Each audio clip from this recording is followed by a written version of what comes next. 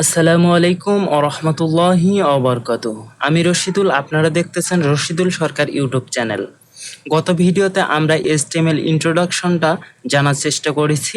এই ভিডিওতে আমরা HTML শেখার জন্য কি কি জরুরি সেই বিষয় নিয়ে জানব। HTML শেখার জন্য মোট 3টা জিনিস থাকলেই আমরা HTML শেখা শুরু করতে পারি। ফার্স্ট যে জিনিসটা প্রয়োজন সেটা হচ্ছে একটা ডিভাইস থাকা প্রয়োজন, সেটা হোক মোবাইল, কম্পিউটার অথবা ল্যাপটপ। যদি একটা ডিভাইস থাকে আপনারা HTML শেখা শুরু করতে পারেন। আমি ধরে নিচ্ছি আপনার কাছে একটা ডিভাইস আছে, নয়তো আপনি এই ভিডিওটা দেখতে পেতেন না। দ্বিতীয় যে জিনিসটা প্রয়োজন সেটা হচ্ছে আমাদের টেক্সট এডিটর প্রয়োজন। যারা উইন্ডোজ অপারেটিং সিস্টেম ব্যবহার করেন তাদের জন্য দেখবেন যে একটা ডিফল্ট টেক্সট এডিটর আছে, নাম হচ্ছে নোটপ্যাড। আমি উইন্ডোজ অপারেটিং সিস্টেম ইউজ করি, সেহেতু আপনারা এখানে কুইক সার্চে লিখতে পারেন যে নোটপ্যাড, তাহলে ডিফল্ট যে টেক্সট এডিটরটা আছে উইন্ডোজ অপারেটিং সিস্টেমের সেটা আপনারা পেয়ে যাবেন। যারা ম্যাক ইউজার আছে তাদের ডিফল্ট যে টেক্সট এডিটর নাম হচ্ছে টেক্সট এডিট, এটা দিয়ে আপনি HTML এডিট করতে পারেন বা লিখতে পারেন। যারা মোবাইল ইউজ করেন, মোবাইলে HTML শিখতে চাচ্ছেন, তারা অবশ্যই কমেন্ট বক্সে লিখে যাবেন যে আমরা মোবাইলে শিখতে চাচ্ছি। তাদের জন্য আমি একটা ডেডিকেটেড ভিডিও তৈরি করে দিব ইনশাআল্লাহ। আমরা প্রথমে দেখব যে আমাদের যে ডিফল্ট টেক্সট এডিটর আছে এটা দিয়ে কিভাবে এডিট করতে পারি। তারপরে আমরা একটা টেক্সট এডিটর ডাউনলোড করে নেব। ডিফল্ট টেক্সট এডিটর ইউজ করার জন্য আমরা প্রথমে একটা ফাইল তৈরি করে ফোল্ডার তৈরি করে নেব, যেখানে আমরা HTML প্র্যাকটিস করব। সেটা আপনি আপনার কম্পিউটারের যে কোনো স্থানে আপনি ফোল্ডার তৈরি করতে পারেন, অথবা ফোল্ডার না তৈরি করেও আপনি করতে পারেন। তো এখানে আমরা প্রথমত একটা ফোল্ডার তৈরি করে নেব। ফোল্ডারের নাম দেব লার্ন HTML, আমরা দিয়ে দিলাম এবং এখানে ঢোকার পর আমরা একটা ফাইল তৈরি করব, সেটা হচ্ছে টেক্সট ডকুমেন্ট নামে একটা ফাইল তৈরি করব এবং ফাইলের নামটা দিব আমরা ইন্ডেক্স ডট, এখানে যে TXT যে এক্সটেনশনটা আছে আমরা এটা চেঞ্জ করে আমরা দিব কি HTML। কেন দিব এটা আমরা গত ভিডিওতে আলোচনা করেছি। index.html এরকম একটা নাম দিলাম এবং ইন্টারে চাপ দেওয়ার পরে আমরা ফাইলের এক্সটেনশন নামটা চেঞ্জ করতে চাচ্ছি। যদি এরকম এক্সটেনশনটা না আসে ভিউয়ে যাবেন, ভিউয়ে যাওয়ার পর এখানে দেখবেন যে ফাইল নেম এক্সটেনশন, এখানে টিকমার্ক দিয়ে দিলে আপনি এটা দেখতে পাবেন। তো এটা আমরা নোটপ্যাডে ওপেন করব। এই ফাইলটা ওপেন উইথ, এই দেখেন নোটপ্যাড, এখানে যদি আমরা ক্লিক করি তাহলে এই ফাইলটা আমাদের নোটপ্যাডের মাধ্যমে ওপেন হয়ে গেল। এই HTML কোডটা নিয়ে আসার জন্য আমরা এই ওয়েবসাইটে ঢুকেছি। আমরা তো এগুলো পরে আলোচনা করব যে এই কোডগুলোর কাজ কি। গত ভিডিওতে আমরা সাধারণ একটা ধারণা দেওয়ার চেষ্টা করেছি।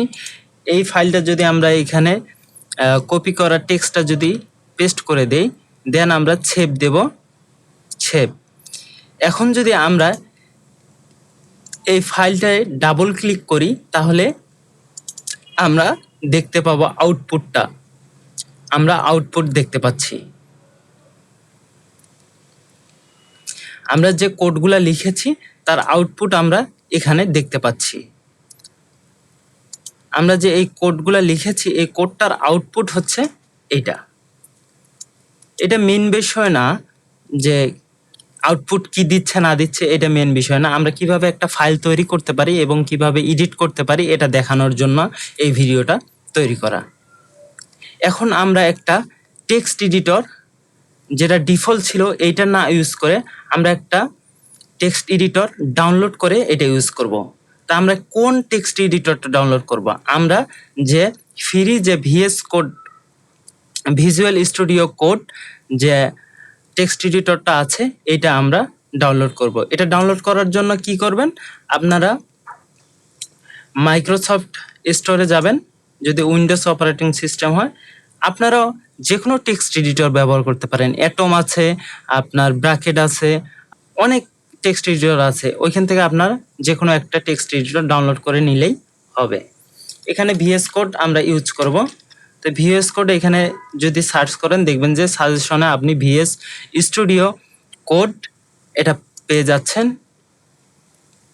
এখানে ঢোকার পর আপনি এখান থেকে ইনস্টল লেখা থাকবে, এখানে এক ক্লিকে আপনি ইনস্টল করে নিতে পারেন। আর যদি আপনারা চান যে আপনি অনলাইন থেকে ডাউনলোড করে ইনস্টল করবেন, তাহলে আপনি যে কোনো একটা ব্রাউজারে আসার পর আপনি এখানে ভিএস কোড লিখে সার্চ করবেন, ভিএস কোড ডাউনলোড লিখে সার্চ করবেন এবং এখানে এক ওয়েবসাইটে ঢুকে আপনি এখান থেকে ডাউনলোড করে ইনস্টল করে নেবেন। ক্লিয়ার?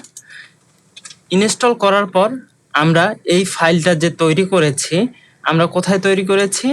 আমাদের এই যে নিউ ভলিউমে ডিতে যাওয়ার পর আমরা লার্ন এইচটিএমএল নামে একটা ফোল্ডার তৈরি করেছি। এটার ভিতরে এটা আমরা যদি এই ফোল্ডারটা ওপেন করি ভিএস কোডের মাধ্যমে, আপনি ভিএস কোড ডাউনলোড করার ইনস্টল করার পর আপনি যখন ঢুকবেন তখন এইরকম একটা দৃশ্য পাবেন। এখান থেকে এটা কেটে দেবেন, দেওয়ার পর এখানে ওপেন ফোল্ডার, এখানে দেখেন যে নাম একটা ওপেন ফোল্ডার, এখানে আপনি ক্লিক করবেন। এখানে ক্লিক করার পর আপনার যে ফাইল ফোল্ডারটা আছে ওই ফোল্ডারটা আপনি ঢুকবেন। ঢোকার পর দেখবেন এরকম একটা অপশন আসছে, ইয়েস ট্রাস্টেড। তারপরে এই যে এখানে যদি আপনি ফাইলটা দেখতে পাচ্ছেন যে আপনি কি ফাইল তৈরি করেছেন, আমরা index.html ফাইল তৈরি করেছি।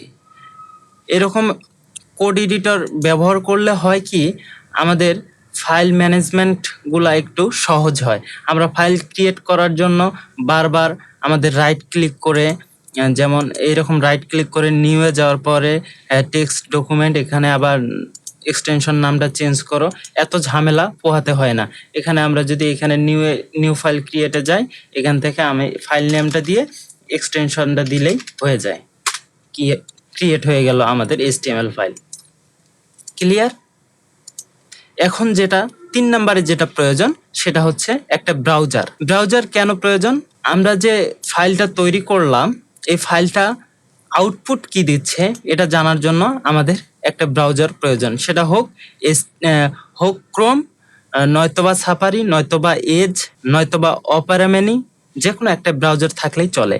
তাহলে মোট সারাংশটা কি দাঁড়ালো সংক্ষেপে আমি একটু বলে দিই। আমাদের এইচটিএমএল শেখার জন্য 3টা জিনিস প্রয়োজন। একটা হচ্ছে ডিভাইস, হোক মোবাইল, কম্পিউটার অথবা ল্যাপটপ। দেন দ্বিতীয় যে জিনিসটা প্রয়োজন সেটা হচ্ছে টেক্সট এডিটর।